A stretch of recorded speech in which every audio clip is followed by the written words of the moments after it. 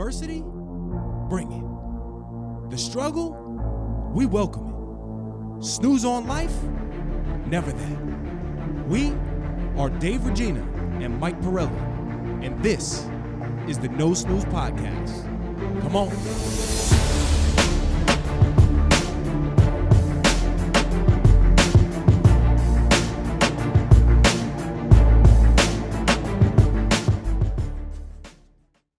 If you're a homeowner living in the tri-state area, at one point or another, you'll most likely encounter some tree problems. Whether it's a neighbor's tree hanging over your property or an old tree that needs proper care, trimming, or removal, our buddy Jake DeMasi and the Alpine Tree Service team is your one-stop shop. For the past 4 years, Alpine Tree Service, Inc. has been a New York State leader in tree service and plant healthcare. They pride themselves on educating and training all of their associates to be the very best arborists in the industry. They are always equipped with state-of-the-art technology to get all tasks done as safely and efficiently as possible. Alpine Tree Service is focused on managing a sustainable woody landscape that enhances urban communities and strengthens your memories of home and business for generations to come. They are dedicated to industry-approved standards for proper pruning, safety, and tree care management. They recognize that beauty starts from within and aim to take a holistic approach to plant health care with organic products and solutions focused on creating lasting disease and insect resistance. Their certified arborists are university educated and industry trained with multiple certifications, and all crew members are certified in CPR and first aid. Climbing and buckets crews are highly mechanized and use modern equipment and machinery, making tree work efficient and affordable. They pride themselves on safety and only perform work based on the ANSI standards for safety and tree work. Alpine Tree Service, Inc. is a family-owned business based in Hopewell Junction, New York. For more information, visit alpinetree.co. Again, that's alpinetree.co. From their family to yours, let's grow happy trees. We are back at the No Snooze Podcast for episode 48 live from the Pirelli household. I love the location. I love what we got going on here. I wish everybody could see it, but this goes along with the theme of the episode, and you happen to deal very well in these pressure situations, little stressful environments, anxiety, a little overwhelmed. So I think it ties in nice. If maybe CV can get a pan shot, but basically we have a biodome to our left because we're doing a renovation. We'll talk about that later. Baby toys off to the right corner, but the studio is our dining room table, donated by the Piro family. Wow. This was the table we received when we bought the house. It's a great table. It really is. So how you been? You look good. Listen, man, I'm feeling a little bit like a pastor today. I don't know why. I think it might be the turtleneck with the blazer. So if people aren't watching on YouTube, which by the way, you got to go subscribe. Side note, right? Right, Yes. Mike? Yes. Always subscribe. A Friday look for me at work is more of a casual, jean bottom, right? Something jean-like on the bottom. Could be khakis. Jean-like. Oh, I was going to say, what's jean-like? Yeah. Not an actual suit. Not khakis. Slacks. Not slacks. Yeah. Jeans on, but then I have a turtleneck with the blazer on top. I'm going to ask you about the turtleneck. I don't think I have the confidence pulled off. My father wore one, and I was calling him Steve Jobs all day. That's good. But he actually did. He had like the same outfit. You look like Steve Jobs like discovered how to lift weights, and he got a trainer. You know what I mean? Wow. But talk to me about the turtleneck look, because it's a smooth look. It's coming back into favor, right? Yes. I'm following the... I think it is. But for me, honestly, throughout the brought work it back? day... What'd you say? Do you know who brought back I don't. Who brought it back? No. It was The Rock. All you need now is a fanny pack. Oh, wow, with the chain. Wow, that's a good right. reference. Damn. That is right. That's a good missed Halloween opportunity. costume. No, but so I tend to sweat a lot, right? We know. During the days even. So a turtleneck, it actually looks like it's like super thick, but it's extremely lightweight, right? And when I do take it off, it's still presentable. My favorite, which is a complete dress down though, is an actual just like a black t-shirt, then with the blazer over. But when I take the blazer off, if I'm in a work setting or a meeting, it's kind of like, all right, this guy's got a bunch of tattoos on him. He's, he doesn't really look too good over here. While we're on the fashion front, the the whole like t-shirt under the blazer, I think is a great look. The only problem is if you get hot and you want to take it off, you look like a schmuck. Exactly. Right? And who wants to be a schmuck? So you have to commit to the blazer the whole time. But I love the blazer, the sport coat look. That's something I'll do to mix it up every once in a while. Yep. There's something to be said about like just knowing that these pants go with this shirt and not thinking about it. Right. Or not jacket, excuse me. Yep. So you look good though. But thank you, man. I appreciate it. You also look like a boxing promoter. You look it's never ending. But I got them in all colors too. I mean, you're talking from olive green. I have a nice beige. I have a navy blue, black. Can we talk about this? So your colors are very vibrant. Today or in general? Your shoes are orange. Your shoes are orange. the burnt orange, yes, right? Yes. But there's a level of confidence you need to wear. Like I'm very earth tone when I wear things. I don't go too crazy. Right. You have such a different style, which I envy because like a mink coat we talk about all the time. I'd love to be able to pull off. I just don't have it. So I got to really attribute that from an early age to my mother. Okay. She was extremely and still is. She's a fashionista to a T. So she was always introducing us to, the finer materialistic things, but even on a budget level, right? Like it didn't have to be the most expensive brand in the world, but we would go find a great bargain at a store. It's the best, like a Marshall's. And then one thing with the colors, right? Marshall's is great. It's the best. But one thing with the colors is what I do like to do is I like to keep everything basic and then one pop of color. I love when you talk about fashion. He gets so animated. He's like, everything basic. I love it. But you know what I mean? Yeah. Like, look, I got a black turtleneck on. I got jeans. I have black wingtips on. So it's basic. And then I put a nice blue blazer on to give you the bang. Well, I like it. I've been hit in the face with the bang. I was talking to Frank, brother Frank, and we were saying we want to have a glow up in 2021. So we'll see if I come with a little more fire suits. Although my guy, he's doing a great job. And Indochino dressed me very nicely. And you always look good. But before we go there, you just said, Brother Frank, I want to mention I have a big event this weekend. Okay. Huge. Dramatic pause. Yeah. you like that? Good hesitation. So, my sister-in-law, Dorian, brother-in-law, Victor, they have announced that they're having a baby. Wow. Right? Congratulations. Right? So it's big news. I'm betting that this is going to be my nephew. This is gonna be a boy because we got girls in the family. When you said like I'm betting it's gonna be my nephew, in my head I'm like, of course. No, it's like we don't know. So we don't know the gender. Yeah, the big event is this upcoming weekend. We have the gender reveal. So what Dorian is doing, it's a very small, intimate group, and you have to pick out either a pink mask or a blue mask to decide which one. I'm already wearing blue early. I'm going all in with the boy. Give me an official guess, Michael. I'm gonna say girl. It's the year of the girl. Oh yeah. All right. I don't know. I'm team. I'm team girl.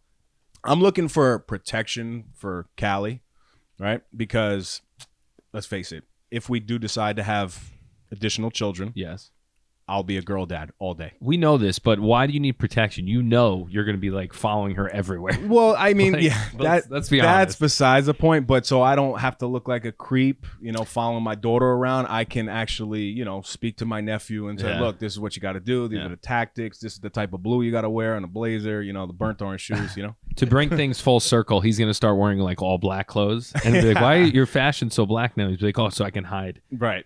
Exactly. So that's exciting. It is exciting. So now let us dive fully. Yes. You are looking trim, lean, diesel. I like that. Trim, lean, diesel. There's a lot of things, like a duck on a pond. Everything is kind of calm above, the feet. Yep, okay. Or whatever, above the water. But I don't know really what's going on in there until I step on the scale. And it looks like there's some action down below. Well, let me introduce it. Yes. As our father figure, I got fired up. Pod Bod, hopefully. Are we going to commit to a name of this segment? The Dad Bod update. Is that the title? Is that the full title? Yeah. That's okay. But I like the father figure. That's what I'm striving for. Father figure's good. I don't really. Dad Bod has a negative connotation. Right. Not that I don't dislike him. But we can make it positive. And you know what? There are a lot of women and men, I'm sure, that prefer a Dad Bod body. Did you know that? I don't it's get just it. not me. I don't get it. I don't know. I don't want one either. But anyway, we're offending a lot of people. Yeah, right. Sorry.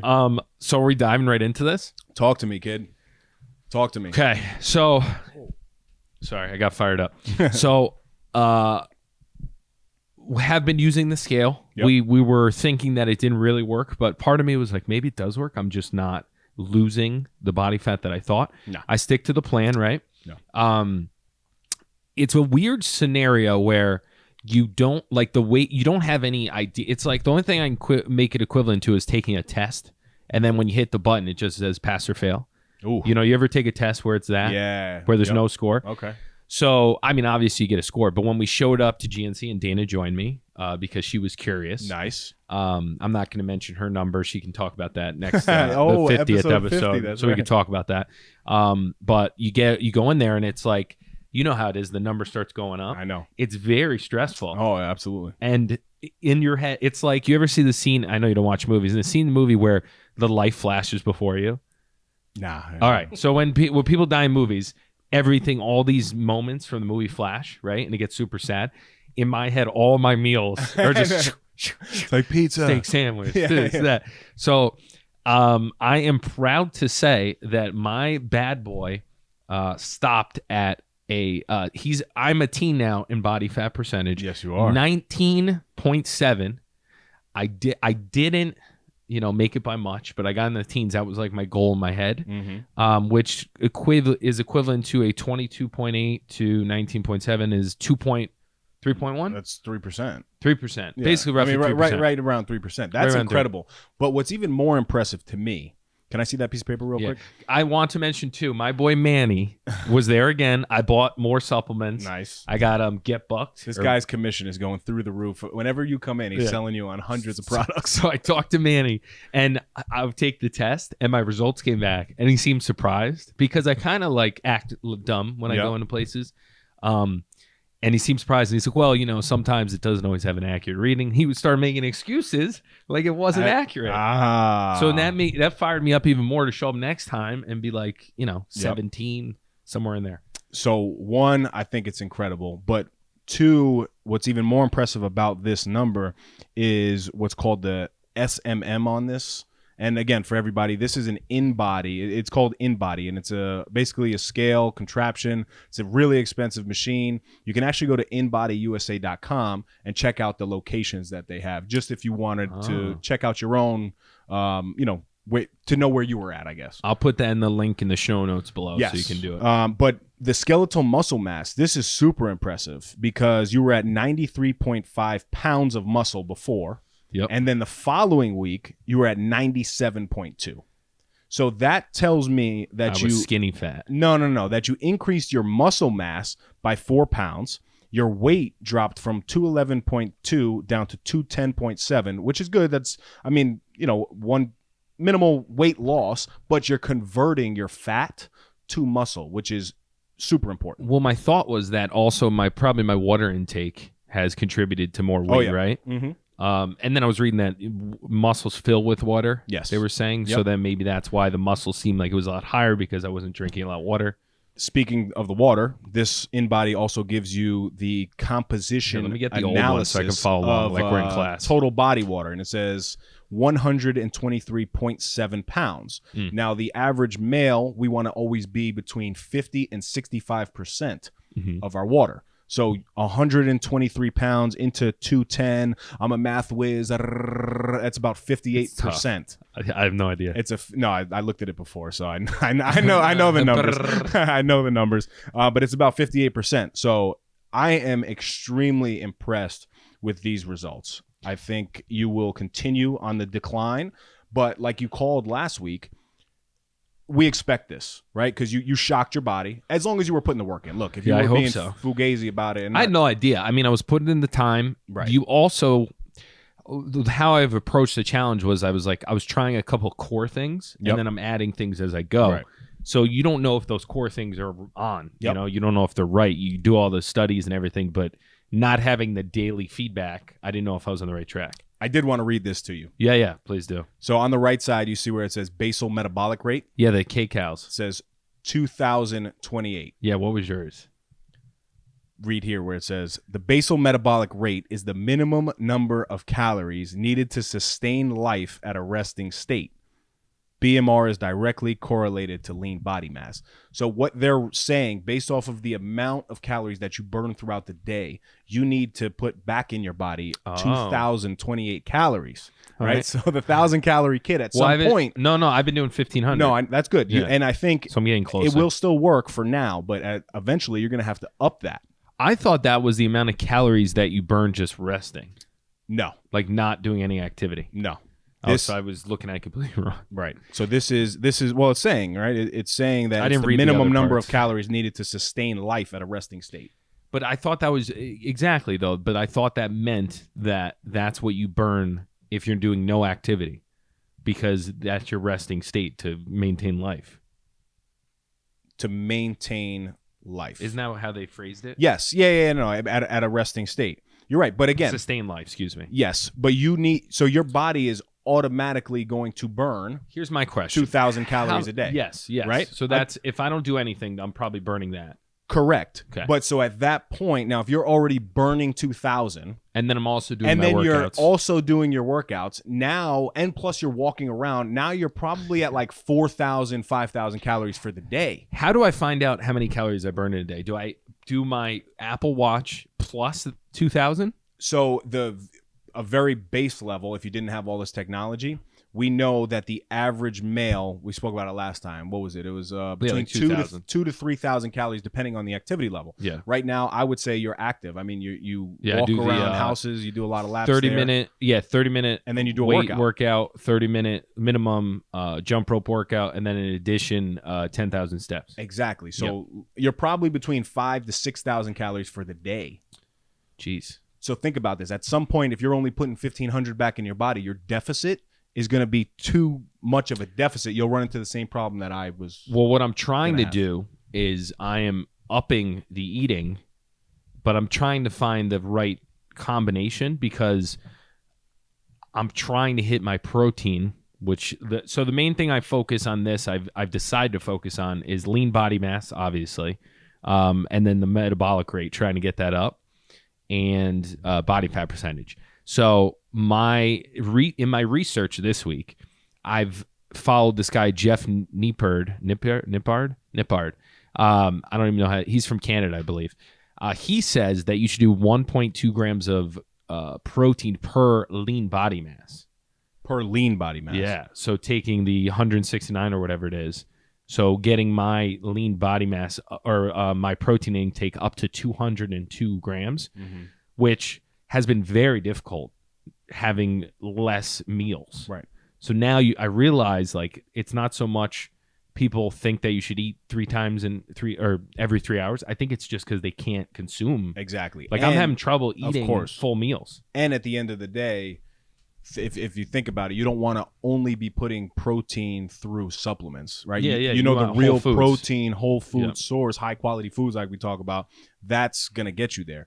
I like that. I've actually haven't heard that one, so that's good. I'll send you that's we'll off put the that in the lean link. body mass. But my number would still be above it because we're talking about one pound per so body he per, says per pound of weight. He thinks people make an error because they do it off of your full mass. Yep. And you should do it off your lean mass because you can still be in a calorie deficit. But if you're hitting your protein goals, in theory, you would still be retaining muscle or building it. I like that. That's a great tip. He also says, and it's a sliding scale, because I'm higher in the body fat percentage, about 20%. He says if you get up to your 13, 12, wherever you're at, go up to 1.5. So he slams protein. Yeah.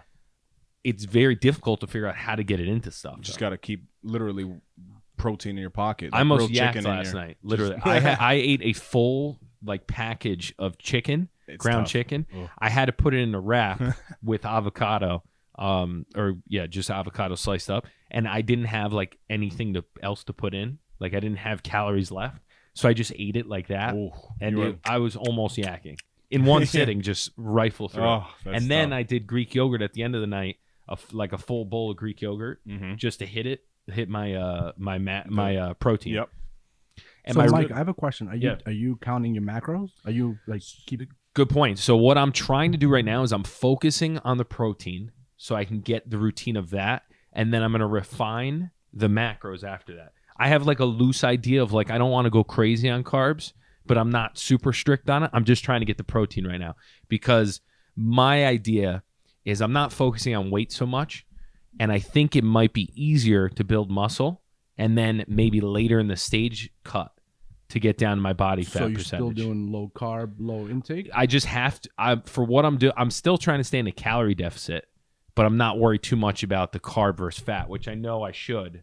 But for the first like month and change, I'm just trying to figure out how to get enough protein. I'm trying to get my muscle up loose roughly to 180 lean body mass. Then my weight would only have to be 200 to be at 10%. So to get this straight for the dummies on the other side of the camera, camera, you're throwing in a whole bunch of protein, tons, so that way you'll hit that number. So I'm trying to retain my muscle and build my muscle because I'm working hard on the weights. But then you're not having any of the fats or the carbs. I am, but I'm not. Or minimal. I'm having what I can work in, like an avocado. But he's not tracking it. I'm not tracking it because for me right now, my first phase, I'm trying to get my protein. Like I don't care if I get down in weight, but I don't want to gain weight right now. I just want to gain muscle. If I lose body fat percentage, that's great, but my main goal is to build muscle in this phase, I'm thinking. So if I can get up to 108, I'm at 170 roughly. If I can add 10 pounds of muscle, which is not easy, but if I can add 10 pounds of muscle, then I have to just retain my muscle and drop body fat at that point. And then I can get to 200 pounds and be 180 lean, and then I'm 10%. Right? It almost sounds like you're doing like a slider thing. Like you're going up one and then kind of... Well, it's worked out the first phase where I'm doing both simultaneously. I don't know if you can keep that up. It's just I used to work out a lot, and there's a thing is like there is muscle memory, and everything I've been researching is saying that when you start lifting again, if you stop lifting, you're more primed to build muscle quickly because all those memories are still there in your muscles, which is wild to think about. So they say you're going to have like a pop of activity and be easy in the beginning, and then it's going to get more difficult. So what I'm trying to do is ride that wave of easy muscle building, see where it plateaus, and then drop the fat. I'm still burning fat. I'm trying to burn fat, but I'm not worried about my weight so much. Smart.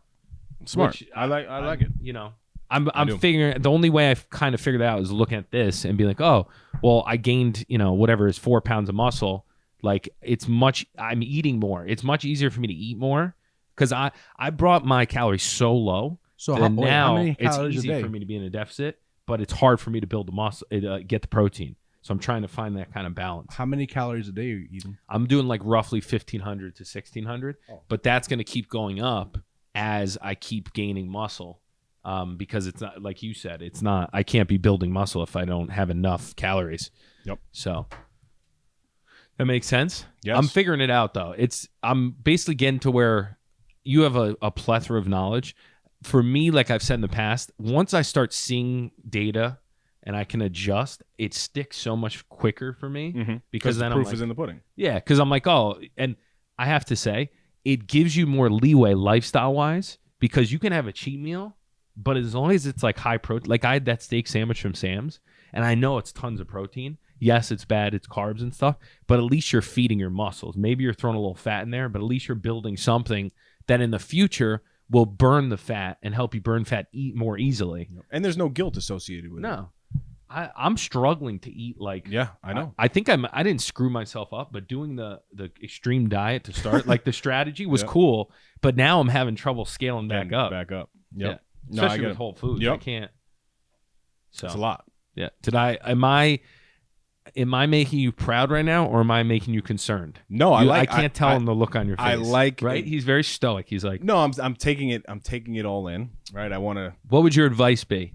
Adjustments. No, stay on this track. I would like to see if you can sustain this caloric deficit to where it's not going to hurt you in the long run. Yeah. Right. It might be good. Look, the proof is there. Right. So if you keep eating only 1,500 calories. And somehow your muscle keeps going up, and the body. Should I just get to like 250? It would be look, and I can't say anything to that, right? Yeah. I just know for me, long term, by the math and the science, I can't be in a deficit like that because I don't have too much swing room. Are you going to ask me about me? Well, I was going to get to that, but all right. One more question. Well, what was I going to say? In a minute, but not yet. Yeah. The other thing, and this will loop into you. Well, can we talk weights yet or no? Talk weights? What do you mean? Like we'll talk fitness after the diet stuff. Well, the workouts. It ties in. So the other thing, this guy's great. I've been following him, and he's very backed by science. Very nerdy. Quotes certain studies. Goes against a lot of what is commonly thought. Mm-hmm. He doesn't take things as gospel. One of his things is the progressive overload we talked about the last one. He likes to do. He said 6 to 12 is like the sweet spot, and then anything above that is wasted sets as far as muscle building. Yeah. He said that, and he thinks full body workouts all week, which is good because that's what I've been doing. Mm-hmm. And he thinks you should start at 6 and then work your way up to 12 in, I don't know if he said 1 week or 2 week increments. And then once you hit to that plateau, then you have to switch it up again and figure out like a different routine. Mm-hmm. So in my head, I'm like, that's a perfect timeline. So if I start, at 6 and work up my way up to 12 reps, maybe 6, 8, 10, 12, that'll be like 2 weeks each. And then might hit my April, Yep. So he's good. I like the guy. So I like the approach, right? And I think this is the only thing that's going to be the separator. Mm-hmm. One, from knowing the dumbbells and the weights that you have in your house, you don't have heavy enough weights. Because I'm so weak right now. But again, I'm 50, so weak. It doesn't matter. 50-pound dumbbells seriously, and I'm not trying to sound like a meat stick, right? But when you're the term meat stick is so funny. when you're trying to build muscle, and what he's speaking about as an expert is the amount of effort that you should be putting into those 6 repetitions should be as if you were doing like 25 of them with light weights, right? You should be struggling crazy at the end of those 5 and 6. So he thinks that you should do it like you should have like 3 reps left. Like 3 reps left at the very last couple set? reps, yeah. At the last set? Yeah. I don't agree with that. He thinks that, or I could be misquoting him, but basically, maybe it wasn't him. It can't be. Listen. I knew this was going to get you angry, so I had to bring it up. So his whole thing is like, and there's a trainer for the UFC that trained George St. Pierre. Yep. He has the same motto. He thinks that if you get too sore, then you're not able to perform the next time, right? And your results diminish because you're. So if you're doing every day full body, he thinks you should leave a little more in the tank so that you can rebuild. So again, I think it's situational, right? Like it depends if you're lifting those heavy weights 3 days a week, 5 days a week, 6 days a week. Yeah. For me doing 6 reps, leaving 3 in the tank, it wouldn't really do anything. So let's transition into you right now. I said a lot of stuff about myself. I'm curious. What has changed? What are you finding? When are you going to weigh in again? What are your thoughts? Well, so I weighed in this week. Oh yeah, right? I weighed in this week, we did and I was surprised because the results were really good. Really good. For Very me, good. I was not. I was on the same page with you. You were like, your systems are in place. So you'd be curious. Will I lose body fat quickly? I didn't really know if I would. Well, the stress for me for you is knowing that the machines aren't 100% accurate. If there was an error one way or the other, if it wasn't right, I'm saying I think it's right, but imagine like if it wasn't right, but you were doing the right things, it would throw you off, you know? So and I have a story about that too. Ooh. So I did it again, specifically after I took a cycling class. Oh yeah. The guy, they tell you how to use it. Just to see how far off it was from my original results. And again, it was only 2 days later, so a 2-day lag. And I knew that I was eating good, so it wouldn't really do much on the numbers, but I wanted to see how it would come back. It actually told me I was higher in body fat, right? Because I guess it's calculating your heart rate is moving so fast at that time too. My weight was down 5 pounds and my muscle was down 4 pounds. Oh, Jesus. So I almost had like a heart attack. Well, because you had less water in your system. I had less water. I had everything. So then when I went, but I did it purposely because I wanted to see, okay, well, if I do it this time in the beginning before my workout, and then I waited 2 days and I do it after my workout, I wanted to see what the fluctuation was, right? So the body fat actually went up from the last time from 13.7 to 13.8. But then I did it again. What was your emotion there? Were you like, oh, it's probably what I thought it was, or no? I knew. Did you get worried at all? No. Well, no. When I saw it, I was like, damn, that sucks because 5 pounds of weight loss was great, but 4 pounds of muscle, like I was like, nah, this something's is not good. Off. Let me come back. Let me do it right before I work out. So I did that, which is that's the time frame that I'm using is before I work out. So the guy told Manny, my guy Manny, how many times did I say his name? Drink every time I say his name. Yeah. Manny told me you should do it first thing in the morning before you put any fluids and anything into your body. So that's what I'm doing. Besides my initial hydration in the morning, I have to do that because I'll die on the way to the gym. You know, so when I went back though, my results were great. I came in almost 3 pounds less than I was. So from 230 to 227 point something. My 13.7% body fat went down to 12.8. My muscle mass of 116.2 stayed at 116.2. But like I just said, it was 116.2. Then I did it 2 days later after the class. It showed 112. Then I did it again consistent with the first time, and it went back up to 116. So what's your lean body mass? I got to look at it. I didn't bring so my I guess my real question is, what weight do you need to be at? Are you trying to build more muscle to get to the number? Or so are you dropping lbs? It's really not about me burning muscle. I want to not burning muscle, but building. I don't really. You want to burn fat. The goal for me is to burn fat while sustaining muscle. The same number. If I put muscle on, that would be an added benefit. Got it. Right, but I don't want to see that number drop dramatically. Got it. If at the end of this challenge from 116.2, I come in at 97 or whatever, you know what I mean? If I come in at 100, if I lose 16 pounds of muscle, but I get 10% body fat, I'd be pissed. So that's the SMM.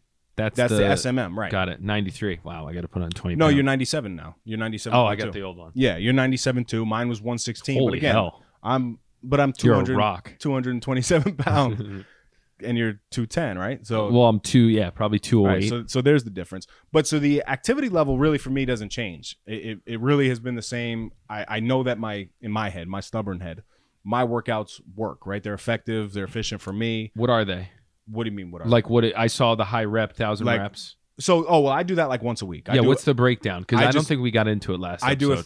I do 1,000 reps sometimes to like completely shock my muscles. So when I'm hungover, if I'm ever squeezed for time where I can't figure out, because I actually, an ironic thing about Dave Regina, he likes to map his workouts out prior to doing that. Third person, right?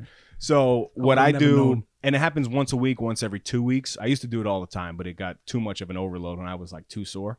When I find myself struggling to like create a workout, I challenge myself and I say, okay, you know what? Pick 4 exercises and total 1,000 reps. And I usually like to do it in under an hour. The other day, I just couldn't get it done, but I was choosing heavier weights, right? So I had the 100-pound dumbbells and I was doing sets of, started with 15, right? Then I would transition to another exercise, dumbbell curls. I was doing calf raises and also very nice calves. Also, thank you. You're welcome. Also shrugs and I feel like and pull-ups. Yeah. So I would do 10 to 15 reps on the press, right? Then I would move over, no break. I would do like 25 reps of calf raises, 10 reps of pull-ups, 25 reps of curls, and then what was the last one I just said? Yeah. Calf raises? No, the calf raise I did in the beginning. Curls. Pull-ups. Shrugs. And shrugs. So I would transition those, right? So basically at the end of that circuit, I want to at least be at like, 100 reps or whatever it is. And I'll then take a break for like a minute, and then I do that again until I total 1,000 reps for the day. I have a question. Yes, go ahead. I like when he does that. Okay. The body burns carbs for energy source, correct? Not correct. Only carbs, though, right? Well, no, that's your primary source. Your first source. You're right. That's your primary source, your first and your most. So what happens when you eat low carb diets, right? Because you're no longer burning that. What's it burning? Just straight up fat? So this is what most people in this day and age now know as ketosis, right? Have you ever heard of that? Ketosis. Ketosis. Yeah, keto. No, right, a keto diet. The keto Guido, Vinny. Exactly. So basically the thought process there is you deplete your carbs. So you get into ketosis by pulling all of your carbs away from your body. The only way to do that is not eat carbs, right? At all. They don't eat carbs at all. Minimal, under 50 grams a day, they say. Because you can still get carbs through vegetables, fruits and stuff like that. So as long as you're under 50, they say you can remain in ketosis. So your question about the energy is, yes, that's your focal point, is the carbs. Once you then deplete the carb source or you go on a low carb diet, your body needs to pull energy from different sources. Now it's up to us as a human being, through the foods that we intake, where is that energy source going to come from? Is it going to pull from fat, or is it going to pull from muscle and protein? How does it decide? How does the body decide? Based off of what you eat, right? So if you're a 200-pound male and you completely remove your carb source, now if your protein level is very low and it's only at 50 grams, and say your fat content and what you're taking in is higher, even if it's good fat, that will be the source. You don't want that to happen. It sounds good. Yeah, burning fat is great. Cool. But you don't want to deplete your muscle source, right? Because muscle, at the end of the day, is what allows people to live longer. It's longevity, if you think about it, right? For me, for my grandfather, I remember when he went into a care facility, right? He used to be, I'm compared to him a lot in our family, right? Just one, how stubborn we are. Two, our appearance, a little bit bolder than most in our family. He was a big guy. Did he have a beard? He didn't, which is a big... no, I'm just saying. Big, I was but curious. just body-wise, right? We watched him, then he got diabetes, right? So after he was in the forces and his career was over, he let himself kind of go, one would say, right? Started eating any and everything, went from 250 plus pounds.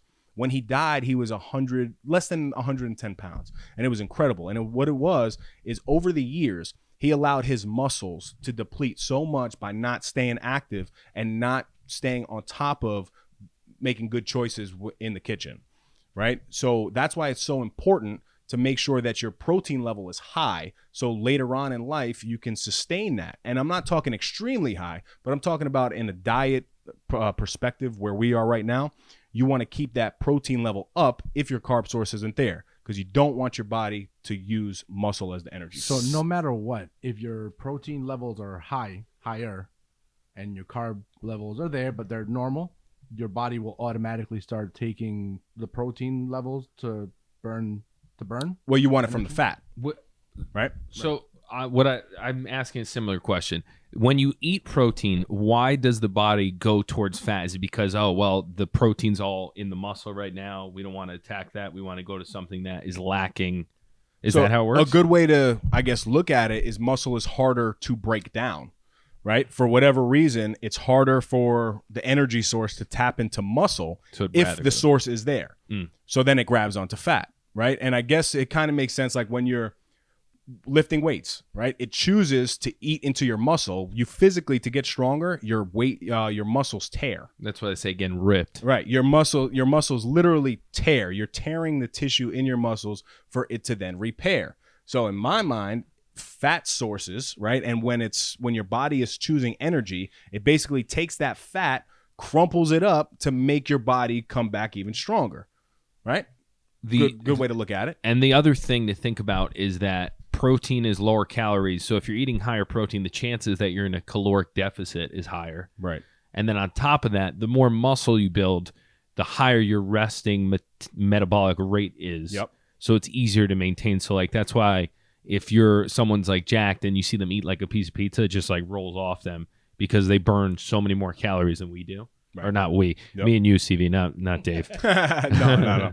But seriously, that even for older people, our age, 40s, 50s, 60s, 70s, 80s, it's so important that you stay active because of that reason. Because over time, your body depletes muscle. Yeah. When your body depletes muscle, that is when bad things happen and everything deteriorates. Now, that's why people fall and break hips. When you say keep active, you don't mean going crazy, working out, sweating. You mean just staying active, whether it's walking, whether it's doing things, like just staying active. Yeah. Well, so one, you want to stay active. That's the walking, that's the jogging, that's the hiking, that's that. That's great. No ropes. But if possible, you do even want to get your hands on, and if I'm talking to an older person or even like, our parents' age, right? They're not old, but they're older than us. You want to incorporate some sort of muscle building activity. So that could be light dumbbells, some simple body weight routines that you can follow on YouTube or follow Mike's workout. He has a great one for you. Yeah. But it's very important that at that time we don't become sedentary individuals, because if you think about it, it's kind of foul. Most people will go into a senior living facility and then never come back out. Yeah. And they'll die.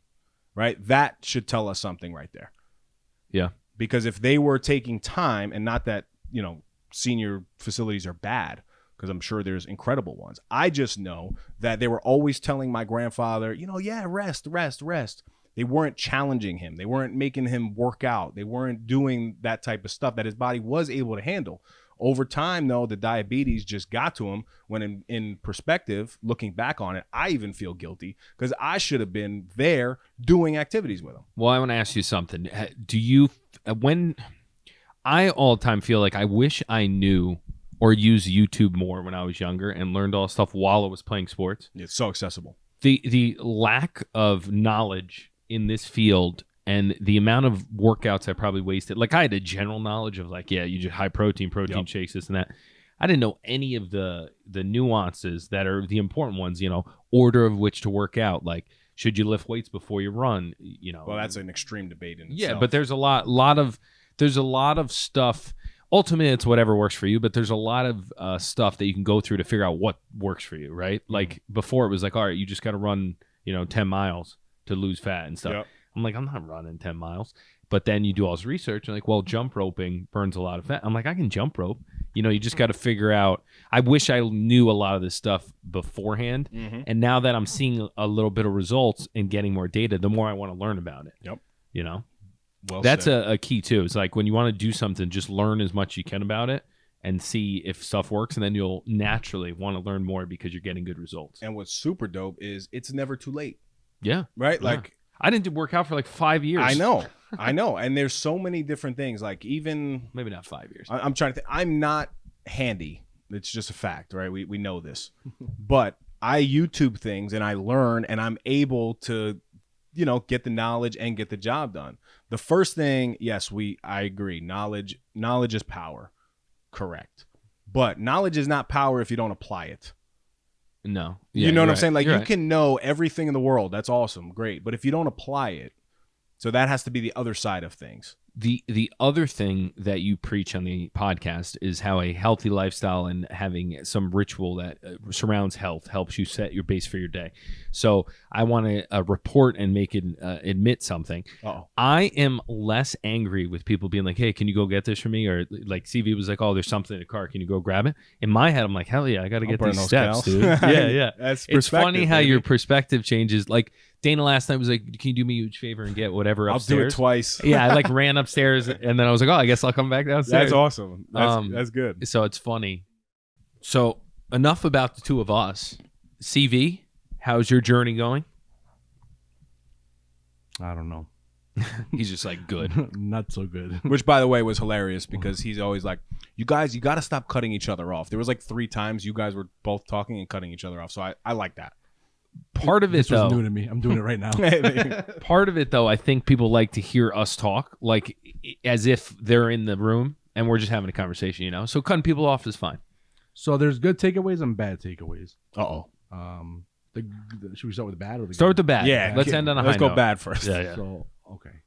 Rip the off bad the Band-Aid. is the bad is that all 50 pounds did not disappear in 1 week. That was the very first bad. And it starts off with a good, because I did lose 2 pounds in 5 days, but then the weekend came and then they came back on. Can I ask you a question Not to the more, 2 pounds? But yeah. And just make sure you Yep. answer this. From what we spoke about the deficit, right? Are you seeing that as accurate? So we've said that to get in a caloric deficit, you need to add that number for however many days to get to 3,500 calories to then lose a pound. Have you been tracking it specifically? And is that accurate for somebody who may be like, this sounds like crazy science? Yes, I have been tracking it. I would like to think it's accurate, but sometimes, because I put the foods in the app, and it kind of tells me what the macros are, and it tells me how much in and how much out, and so it is based on what I put in. We have been using the scale. We have been weighing the foods that we eat. The problem was on the weekend that we ate with my parents, and there was different kind of foods, and there's not like a scale available for me to go. Yeah. Can I weigh my empanadas? See, I'm crazy, and I bring it to my parents' house and do that. I swear to God. Yeah, but when my mom serves a plate, can I get the plate over? So I have been recording it. I hope it's as accurate as I think it is. And I think it has been accurate in the sense that when I do weigh myself, I did see the numbers correlate, so it did make sense. So I'm assuming it's not that far off, and I do feel better. So then that's the positive. The positive is that we are getting into a different kind of routine, different kind of habits. We are obviously cooking all of our food. We're weighing all of our food. The weekend, although it was not the most positive because I did put the 2 pounds back on, I will tell you that the most positive thing from the weekend was self-control, portions, which is something that in the past, Mama Dukes hits you up with one plate and a second plate, and maybe it could be third plates too. This past weekend, it was not. It was the one plate. I saw potatoes on the thing. I had 2 halves, and that was it. And I did have more meat, being conscious that that's probably better than stuffing my face with the carbs or the heavy stuff. So there are positives. I guess I'm being a little, Debbie Downer because I wanted to see 50 pounds just drop off in 5 days, which is not realistic, obviously. But I think the more positive outcome is the fact that we are into a different routine, a better habit, and hopefully we can sustain this longer than just a week, 2 weeks, a month, 2 months, hopefully forever, But did you lose weight for the week? I did. Because what you just said, again, and I listened specifically because we had the same conversation before. You said I gained 2 pounds, I lost 2 pounds and then gained 2 pounds back. Right. Well, it was really 2.9 to be exact. Good, so that's almost a pound, dude. At the end of the thing, it was almost a pound of off. Weight loss. Right. Right. Now, also, just for the listener, are you doing anything active that's outside of your regular lifestyle? Absolutely not. Okay. I'm actually trying to find ways to not have to do anything. So let me perspective this for you, right? If you just did exactly the same thing that you did this week in terms of eating and then the calories burned, but you added on 500 calories through a walk, right? Through a walk, just 500 calories. You would have burned an additional 3,500 calories for the week, which would have doubled your weight loss for the week. How far is a 500-calorie walk? Let's make it. Well, he's a bigger dude, so he's going to burn hoping. 500 calories Ballpark. quick. I mean, I would say probably 30 to 40 minutes, depending on the speed of it. How about hauling all this gear up Mike's hill? Does just come to my house and haul them up the hill. Seriously. Absolutely. If I can do that once a week, we're good. Right. It's the output. Right? Yeah. Well, how much your body is expending. But you know what my trick's been? I've done it a lot. I park far away from places. Like if I know that when I got my hair cut, I parked all the way down the street and then I walked to and it's not a ton, but it adds up. Oh, absolutely. Don't take elevators, all that stuff. Oh, my guy. Well, Danny gets pissed because we go food shopping and I'll park so far and then we got to carry all the food. Everything. Wow. So that is something I've been more mindful. Not that I'm not really trying to do more exercise. I am being more mindful. At work, I'm not taking the elevator. I am taking more steps. I make it a point to go to the copy room all the time. So I'm at least walking back and forth, which is my office is the furthest from that. Yeah. Which is okay because I figure it's just extra steps. But that's really the bulk of my. But that's, I mean, as long as you're ratcheting that up, though, it's effective. Yep. I haven't ran yet this whole time. I've just jumped in place. But you're being active though. My thing with CV is he can have extreme results here depending on what he wants, right? Yeah, I don't know if he wants extreme results. He said 50 pounds, so if that was the number, then you have to up your activity level. So linking to our theme today of being overwhelmed and how to deal with it, I think his approach is actually being smart because he's getting the habit down. Building the foundation. Yeah, and he's focusing on one aspect and not doing too much at once. Mm-hmm. That's what I'm guilty of sometimes, trying all this new stuff at the same time. Yep. But sometimes it's more effective if you go, all right, well, I'm going to go no carb eventually. So now I'll do, white bread. I'll do 1 piece of toast. Then you drop it to wheat toast. Then you drop it to half a piece of toast, and then you phase it out. That's not very Mike Pirelli. What? Mike Pirelli's extreme. No, so I go extreme, but then also in my head, like I said before, this is smart though. The fat stuff, working on my fats and carbs. I only have so much bandwidth to focus on stuff. Yes, I'm incorporating all these new workouts and things, but there's also the next stage of that. And I'm not worried about doing that next stage just yet. I'm trying to like figure out what's working, keep what's working, throw away what doesn't, then add more. Ultimately, what I would like to see for myself is, yes, eventually weight leaving your body, for me especially, would be fantastic. But ultimately what my goal would be to be able to sustain a weight and not fluctuate, not go up, or the down part doesn't really happen, but the going up, and be able to be okay from day to day, not having to think about it too much. Yeah. I understand things have to change, like exercise has to change and the way you're eating has to change. And that is why, to me right now, the most important thing that I'm doing is forming these habits, which I'm hoping that they will continue, to stay with me. And a little mental trick, if you think about it, you're in your head, you're going to be healthy for the rest of your life, right? So what's 1 week of results, right? So you can't get too discouraged by that, because it's like, in my grand scheme of things, if 1 week wasn't the best, even though it was very good, but you didn't sound too pumped about it, it's 1 week in your lifetime. So like, you're going to get there. It's just a matter of how long it takes, right? Yeah. I'm like I said, I'm not worried about the quickness. I'm more worried about, I can do 1 week. I can do 2 weeks. I can do a month. I did the fasting for a month. I've done things for a month. That's not going to be my issue. It's going to be month 2, month 3, well, 6 months, 1 year. So that continuity, that's going to be my biggest challenge. Well, let me ask you a question. Did you have the podcast before this? Have you ever tried this while doing the podcast? This is my first podcast. There you go. So that's what's different this time. You have the accountability partners, and you have the public that wants you to win and is going to see you win. So that's right. I think it's be different this time. I feel like my mic is going to break soon. Sorry. Good stuff. All right, we rolling into, after we just spent an hour on the the pod bods, but it's good stuff. I think people will understand. I would imagine where people. We're going. Was that a knock? Yeah. All right. Perfect timing.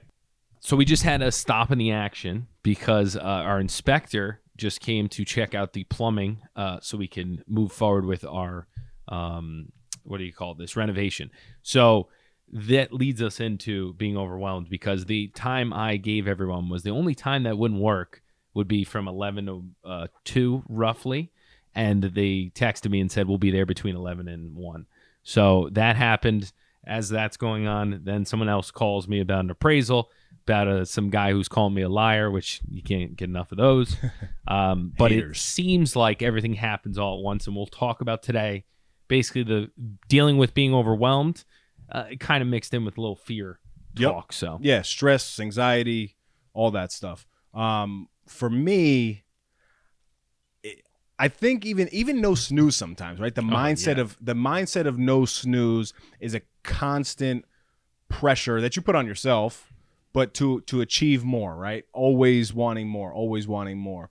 One of my personal faults when I do become stressed out, then I start to overanalyze situations, right? Are things really worth it? And I create this whole downward spiral of a thought process. So yes, for people who may just be hearing this for the first time, they call me a robot at work, but yes, the robot does that too. So it's completely normal. But I agree with you that my biggest trigger in life right now, especially even as a parent, it's like heightened, is my schedule. Because there's the big word of how. That's all I can say is like, how can I get everything done? Yes. Right? How can I, still make my appointments, still make time for the family, still make sure no snoozes on and popping, still make sure Instagram is up and running. Like that's a major trigger for me. Yeah. Right. But then when I really sit down and I think about it, I've learned through fitness about a mind-body connection. Right. So now it's slowly finding out that it really is the same exact thing when it comes to stress and stressful and fearful situations or feeling of overwhelm. It's really diving deep and understanding, okay, as this subconscious thought happens, my body is automatically going to follow that. So I have to mind-body connect to say, don't follow what my mind is doing and don't allow the body to get into that stressful state. Does that make sense? Yes. You're you have a mindset that combats, and you're self-aware, so you're able to deal with it when it presents itself. Not that I do it good, but it's funny though, because the scheduling thing is my biggest stress too. Terrible. And what we said in multiple episodes, when the babies get thrown into the mix, then it's even worse. And then that trumps everything. Yes. Like if there's an emergency or something, everything else gets screwed up. Right? Yeah. So that has been the biggest plus for that, but then also the biggest way to overcome fear for me and being overwhelmed, because although it adds another level of stress, it also gives you a center point perspective where you're like, the baby's healthy. Right. I don't have anything to be stressed or worried about or afraid of. Yep. Everything else is, bonus after that. Right. Which is easier said than done, but it's something that, 100%. The stress though, right? And there was this goes back to, his name is Dr. Jaffe, and he was the doctor that diagnosed me with the Crohn's disease. A lot of this stress stuff I can relate to the Crohn's disease situation, but Crohn's disease is a chronic inflammatory bowel disease, inflammation, right? And I remember Dr. Jaffe saying to me, and he retired now. Dr. J, if you will. It's actually a G, oh. but it's Giaffe, but Dr. Jaffe, G, yeah. Right. He said stress is inflammation. And that is something that I will never forget, because that's what's going on in my body. As my internal, my large intestine, my small intestine gets inflamed, the more the Crohn's disease comes on. Same thing in life, though. The more stressed we get, the weaker we become in our life.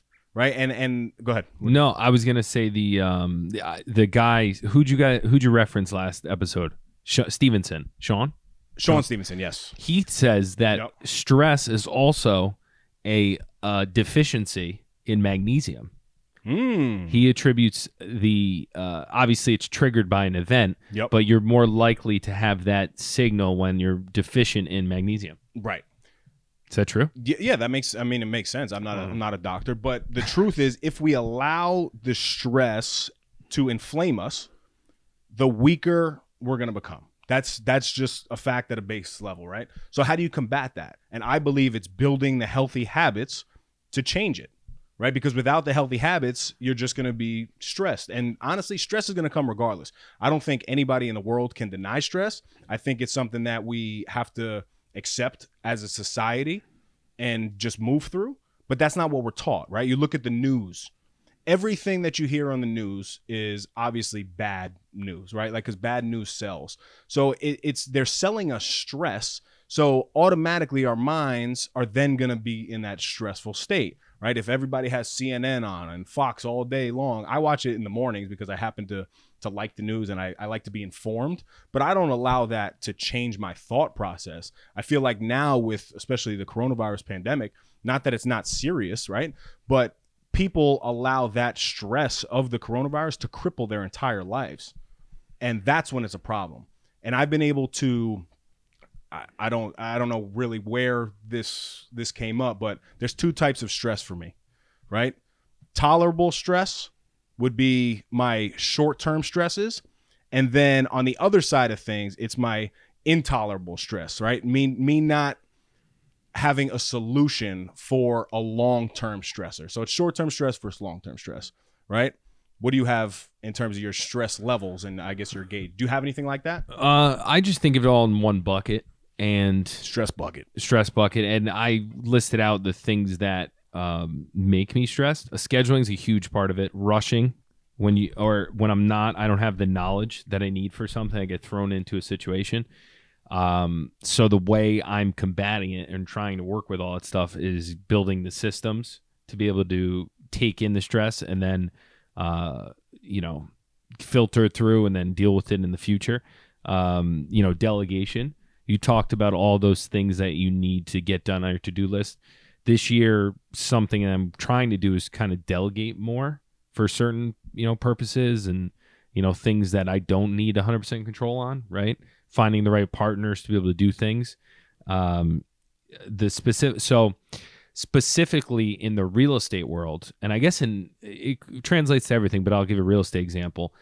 Everything happens at once. Like this week, I had 5 reports to get out, and I still haven't got them out. But by starting each of them, I'm less stressed knowing that I've made progress on all of them. And then I focus on one to knock out. The biggest one I have been working on, and depending on your deadlines, sometimes it's better to clear your plate a little bit and knock out the easy ones first and then come back to the big one. So it's kind of like figuring out how to lighten the load, but starting all of them at the same time, which probably wouldn't work for a lot of people. A lot of people would start the first and then go systematically through. For me, if I know that I have 4 more and I haven't even started them, I'm way more stressed. And if I know they're started, I just got to finish them. So that's one thing that I don't know if I do, or it's a preference. I don't know if other people think that way. The other thing is like the knowledge about the listings. Like in the beginning, you're like, how the hell am I going to like price all these properties? I got to find out all this info. Da, da, da. Once you start compiling all the information for whatever task you need to get done, I feel like I'm less stressed because like for whatever it is, if there's some type of situation that I just got the call for, I told the woman, I said, I'll call you back in an hour and we'll figure it out. So that call, I'm going to gain as much info as I can from her before reacting to it. Then I'll have to make the appropriate calls to figure it out. But the first step of knowing things loosens your stress. Like, you know, any situation in life, like, oh, we need to do this to our house. All right, well, what are our options, right? There's option A, option B, option C. All right, these are options. What's the most price effective? And then you go through. Then you're less stressed versus like, oh my God, we got to do this thing. I don't know how we're going to get it. You know, and then what I'm the saying? downward spiral starts. Yeah. No, I do something similar with the task list. Yeah. Do you do one at a time or do them all to so start? The way that my brain thinks, yeah. I can't multitask effectively to a level of 100%, Yeah. right? Like I wouldn't be able to start one task and then move to something else. And because for me, I have to literally knock out a task. And that task, a lot of the times, it could be on a local political level where I have to create a thought out email. I can't allow my brain to, oh yeah, I'm going to start this email. I'm going to make this phone call. I'm going to come back to this email. I'm going to handle this, solution with the staff. Like I have to handle things one at a time, but seeing the list is huge for me. And then handling the controllable situations. Whenever I'm stressed now, I literally, Karina and I say it out loud, but okay, you're right. This sucks. We're stressed. What's the first thing that we can do to make this right? Like if you're running late for an appointment, right? Yes, you take a minute. Okay, but what's the very first thing I can do? Am I going to stress all the way? Because you got to decide. Am I going to stress the whole time and literally walk in late? Or am I going to sit back, make a phone call? Hey guys, I really apologize for running a little behind. I should be there in 5 to 10 minutes. Mm-hmm. Now you can at least relax. Yeah. And a lot of people don't do that because one, we're fearful of what other people are going to say. And then two, it can be taken as like a disrespectful thing with time, but especially with babies. Like if we now say that we're going to be somewhere, I'm like 20 minutes late now. Yeah. It's crazy. And I hate being late to things. It drives me nuts, but you also have to be realistic. You know what I mean? Yeah. Think about this though too with society, right? I was talking about society and like culture these days and, putting stress and anxiety on us. When's the last time we've ever went to somebody and been like, oh my God, I'm so happy today? Like never happens. Yeah. The last time that you went to somebody or heard somebody say to you, I am so anxious today. Yeah. I am so stressed today. It's become so normal to do that. So that just goes to my point, even for me in my own life, right? I never really go and like, wow, I had a tremendous, wonderful, great, loving day today. Yeah. No, you come home, you're like, shit, my day sucked. Yeah. So it's just adding to the subconscious that we need to be able to control a little bit better. Yeah. Right. The point you made about doing a task and getting it done. So I think if you were in real estate, you would do it similar because if you have a week to get a report done, it takes more than, you can't do it all in one shot, right? So yep. I've been time blocking where I'm like, all right, well, for these 2 hours, I'm doing just this. Then you put that down, you keep it open or whatever, and then you go to the next task. It's similar because like I won't answer phone calls when I'm doing certain tasks, and then I'll call everyone back at the same time. So like time blocking has been a big thing. I just wanted to mention that when you were talking about that. And then as far as the other people talking about their stressful days and everything, something that's made me less overwhelmed, it's kind of funny to think about. so that I don't tell people why I'm stressed or like I'm busy. You know how I used to say, "Oh, I'm busy. I can't do it. Yep. I've started to not do that. And in my head, to not say it to people, I tell myself no one cares. Everyone's got their own shit going on. Yep. And I always keep telling myself That's a good thing for sure. with everything. Mhm. Like whenever you want to vent about something, I'm like, no one cares. Everyone's got their own shit. And it prevents me from being stressed and overwhelmed and verbalizing what you're talking about or even writing it down. Yep. Which I think has helped. Something that's happened to me so much lately, and it used to drive me nuts at the beginning because you know how I am about my morning routine. Yes. Right? Almost some would say anal. But the problem is I was waking up, 4:45, and then I was waking the baby up at 6 o'clock. The baby then started getting on my schedule and waking up at 5 o'clock. So like for me, I was literally debating, I'm gonna wake up at 3:45. Yeah, you just keep I'll wake up at 3:45 to get my stuff done.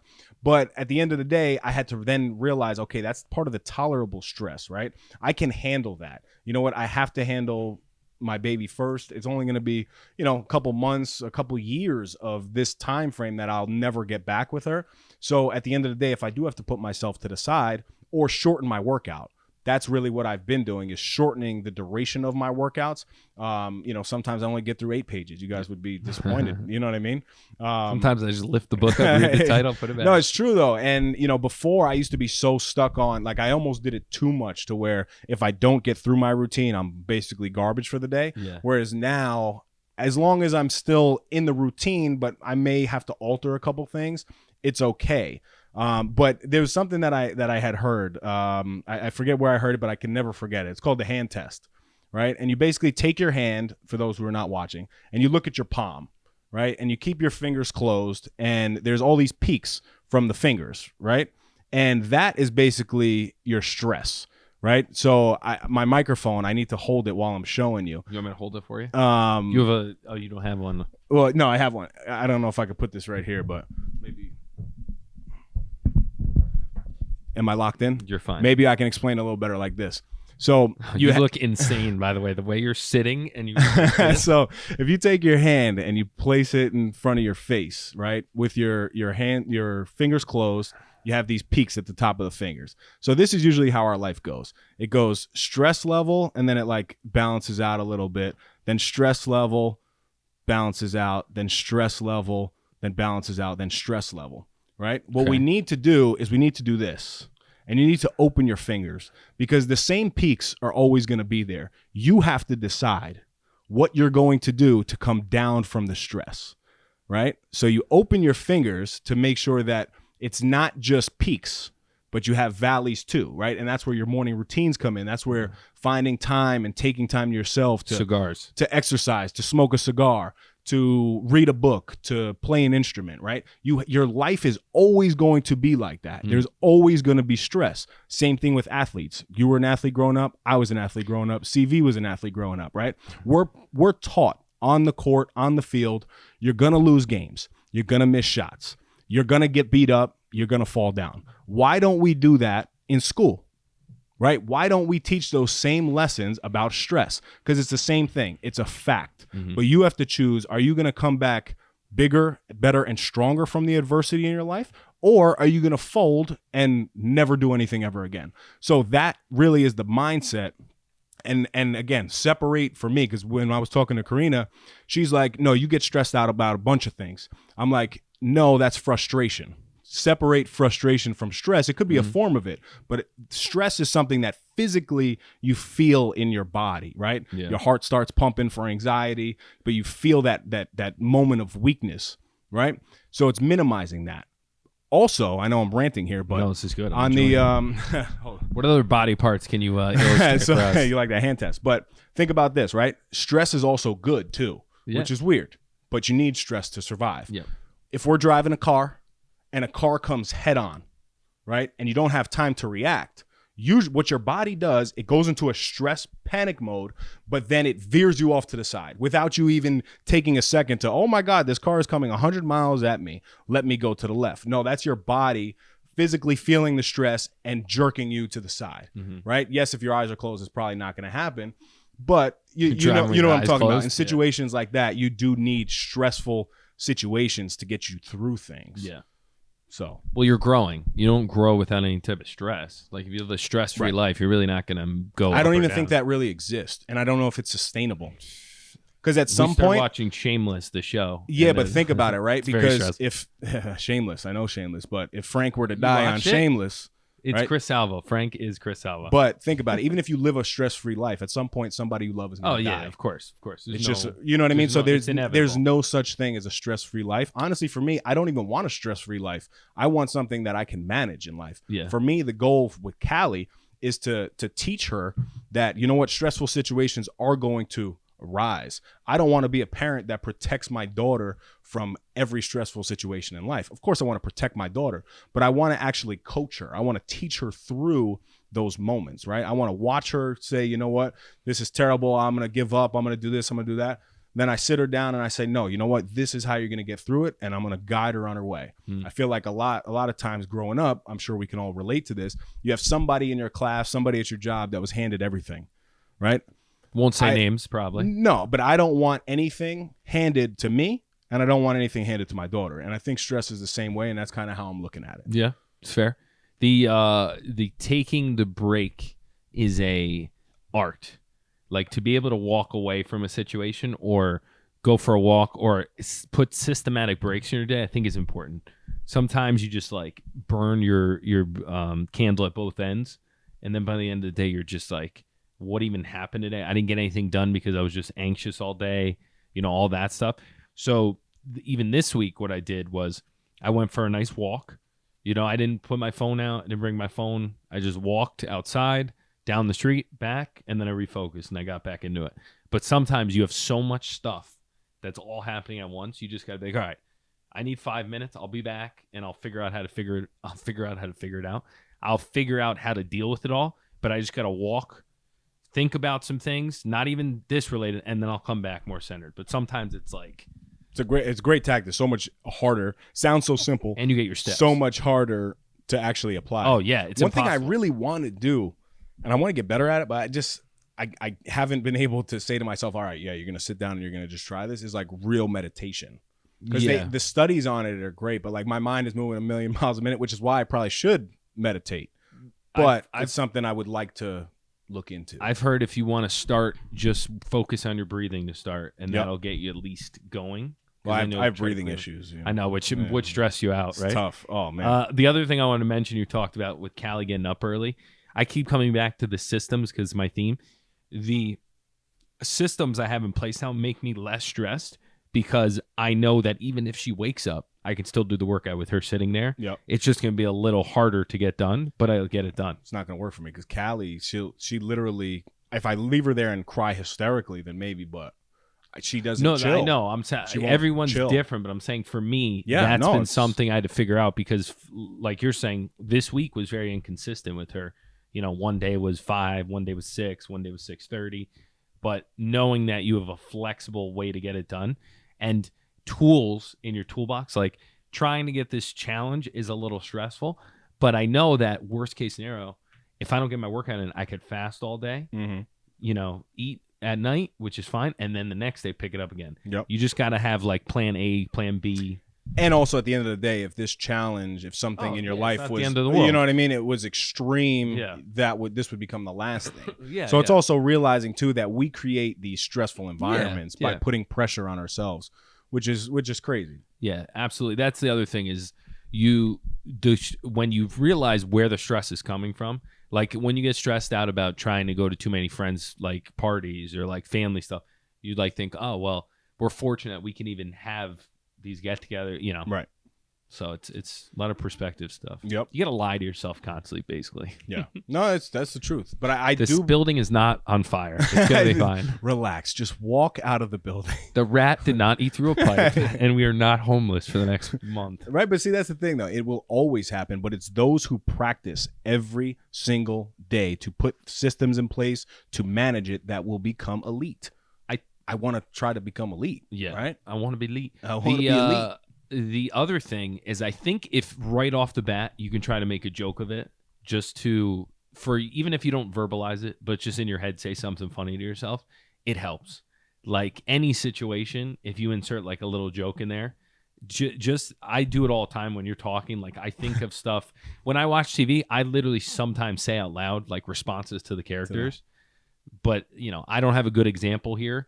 But I've done it a lot where like everything's going to hell at work, like deals are falling through left and right. I'm like, well, at least I got my steps in because I'm you just say something to yourself and it calms you down. Something that's funny. If you think yourself as two people, like you're inside and then Yep. you're outside, it's like you just got to manage the inside person so that the outside person is pleasant. Smart. I had a moment the other day as I looked myself in the mirror in the morning, but it was a stressful morning. Which time was you looking in the mirror? How No, many this is times when I first woke up. First woke up, today's gonna be a good day. You're a good looking dude. Do you kiss the Keep mirror? it moving. No, I can't. It's too far. If it was closer, I Oh, would have. because you got the double. I got double. I know what you vanity in the way. Yes. But so I'm looking in the mirror and I was pissed off. Like I was pissed off, but then I felt the stress, and I hate waking up in the stress. Just like in a stressful environment like that. Wait, why were you because your previous day or the day you were going to have? No, so as soon as I woke up, then Callie woke up. Oh, I'm like, I God, got it. you know what I mean? You So wake then- up frustrated because like, I'm not even going to be able to do right, the workout. exactly. And then, so I'm frustrated, and then I allowed the frustration, though, to turn into stress, right? Sometimes you could just be frustrated and be like, shit, and then it's over with, right? No, I was stressed about it. But then I look in the mirror, and I'm like, wow, this is pretty ironic. All my favorite mantras are all stress related, right? Yeah. Get comfortable being uncomfortable. Uncomfortable is stress. I have tattooed on my chest, no pain is forever. I've had it there for over 10 years. Don't ask me to do the same. Right? No. But like I'm literally sitting there, and it was a moment that I was like, first of all, this isn't pain, right? This is your daughter. It allowed me to put it into perspective. Yeah. But all of my things, right? What doesn't kill you makes you stronger. Like everything is all about the stress. So I had a moment to myself where I was like, you know what? It's not that bad. And I laughed. I actually laughed, and I said, you got it, kid. And We talk a lot of junk on the podcast, which makes you more accountable because you're like, well, I preach all this stuff. I might as well. Oh, absolutely. Yeah. And especially with the wives, right? Oh Which, my speaking of, they'll be coming soon. Amazing. Let's not get stressed. Yeah. I was just thinking about I flash in my head to bring it back the flashes of all the dumb things I've said. Just boom, boom, boom, boom. No, this is good stuff, man. But as always, we got to move to my favorite section. Wait, Cheffin with no snooze. Oh, He's trying to cut me short. So my favorite section. Wow, we didn't even put that. Why didn't we put that earlier? Hopefully, everybody listens. No, that's fine. This is the end of the thing. I like it's going it. to be a quick one today. So I've been doing I haven't posted it yet because I'm a little embarrassed. I don't know if I'm a little embarrassed. I don't know if it looks good enough Did you yet. see his, I'm a little embarrassed. I've been doing cauliflower spicy fried rice. Wow. So you get a bag of cauliflower from like a Whole Foods or something, or cauliflower fried rice, and 1 cup is 60 calories. So the whole bag is like 3 cups, so 180 calories, give or take. It's not crazy on protein for that, but it's much better than if you did a rice. I'm eating rice on this diet, but sometimes when you got to get the protein in, so you throw that in a pan, you mix in eggs, and then whatever protein you want, and you just add a little sriracha, and it is very good. That sounds delicious. You And gotta- now I'm kind of pissed off that we're not tasting that right now, CV and I. I mean, we're in your house. You're right. I thought there was going to be some chefing with Stress. no soup. Cooking and Stress. I had a million things going on this morning. I I had a lot mean- going on. So the other thing you can add, and I don't know if you'll cut this out, but coconut aminos are a substitute. Have you had coconut aminos? Coconut aminos, no. I've It's had basically- amino acids. Well, it's substitute for soy sauce. Amino acids? It's in the fridge. Is that what I it's showed called? you. Amino acids? Oh, I don't know. It says Aminos. Oh. coconut aminos. I don't know what I don't it know. is, but I've looked up substitutes for things, and Yep. it's substitute for soy sauce, but it's high in not high in, it's like 15 calories per teaspoon. Yep. So a little too high. So I've been doing the sriracha. That sounds Very delicious, easy. though. I'm not going to lie. I like that. The key is you got to crisp it up nice, and the sriracha caramelizes, Ooh. and it makes it crunchy. Because if cauliflower gets a little crunchy, it's nice. Now you're talking food. The tell 'em Mike sent you eps, the verbiage gets better and better every time. Do you have to study for that? I actually look up before I go. You have to, I right? look up what the menu is, and then sometimes I'll watch like an episode of Yeah. someone else doing a show about it Yeah. and steal some of the like this. I But I got- go back to a lot of the same ones. It's yeah, hard. But I was cracking up when I heard you say decadent dumpling. I'm like, It is. It's he did not. Where did you get the word decadent? Dude, it's that's very inc- difficult. Keep in mind the shoots just like this. The shoots are like 2 hours. Yep. So it's a 3-minute episode, but Right. I'm rambling with this dude for 3 hours. So a lot of the times, the first time I see it is when we're posting it. Yep. Like Chris will send it to me, and then it goes up because of the timing. You guys are killing it, man. Every episode gets better and better. So the French onion soup one, a little, very short story. It's the guy's great guy, the owner, Mark. And the whole time I'm saying French onion soup, but my man is 100% French. Yep. So it's just onion soup to him. Oh, gotcha. So I could see him, like, you know, when you get a little, like, not stressed, but frustrated with me. I could tell in his face, I'm like, what am I doing wrong? And I'm like, oh, I'm sorry, onion soup. So in the final cut, I say the onion soup when I'm in front of him. That's why Very I go smart. backstory. I like that. But it's difficult. It's fun. Yeah, no, it makes sense, man. A lot of people doing it also.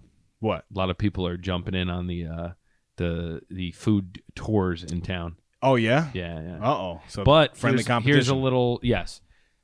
The other thing that I've not been stressed about, that would stress me out in the past, the other mantra I say in my head, and it's not for this episode, but is just be better. So, like, it doesn't matter if someone else has a podcast. You just got to be better. You just got to be better. Yeah. And relatable. And that's one thing that, I mean, with authentic. Yes, exactly. And hopefully we do that, but you guys are definitely do that. Can we move to my favorite section now? Yes, we can. This will bring us to my favorite section, Dave's Dime of the Week. Dimes. It's not the load that breaks you down. It's the way you carry it. For me, that's something with stress, right? And a baby. Your load will always be there. That's not what's killing you. It's the way that you wear the stress. It's the way that you carry it. It's true. Because if you, like, hold a baby, if you're not carrying the baby right, it hurts the back. Get a baby Bajorn. That was a good one. Thank you, sir. Yours are getting shorter, too, which I've noticed. This one, yeah. They're getting boiled down. Getting boiled down. So this is Miguelito's mantra. Ito. Assess over guess. Rob Dombrowski. That was a good one. So short story is I misspelled it originally. Because access over guess. I guess it could kind of work. But shout out to Rob Dombrowski. Haven't seen him since high school, man. Dude's ripped. When we worked at Boys and Girls Club, Camp Simmons, I came back from a trip and I basically said, how do I get ripped? And he's like, do not eat carbs and eat tons of protein. Like, gave me a very basic, because he knew I couldn't handle the intricate stuff. And I followed it to a T, and I was like, oh, this stuff really works. I think I even ate an ant off my arm because I was like, is this protein? And I licked it off my arm. So wow. I just had a moment. Stressed, spelled backwards, is desserts. no, it's not. Is it really? Until next time, stop snoozing. Get up and get after it. That's crazy, no? Is it true? Yeah. You just realized that. That's another Effie in the books. Go follow us on Instagram and Facebook at No Snooze Podcast. Subscribe to our YouTube channel, No Snooze.